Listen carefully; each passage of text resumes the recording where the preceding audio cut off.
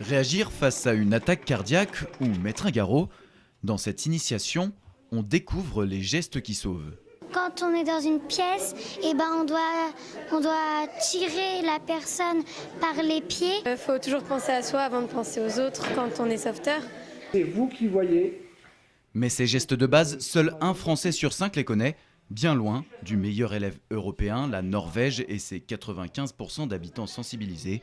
Ces réflexes peuvent pourtant sauver des vies. Il y a un mois, Catherine Mérin l'a réalisé. Une collègue du service jeunesse qui est tombée en pamoison, en syncope. Ça a été un peu le branle-bas de combat dans le service. Kate, est-ce que tu as fait les premiers secours? Non, et pourquoi, comment? 2 heures, c'est insuffisant pour voir tous les gestes. Les apprentis sauveteurs n'apprennent par exemple pas à se comporter face à un étouffement ou un malaise. L'objectif, c'est d'apprendre à garder son sang-froid. Il ne réagit pas, je crie au secours. Au secours! Pour eux, c'est surtout qu'ils auront une meilleure appréhension des gestes qu'il faut faire puisqu'ils auront vécu ça dans des mises en situation. C'est-à-dire, je vois une personne inconsciente, je sais qu'il faut que je la mette sur le côté si elle respire.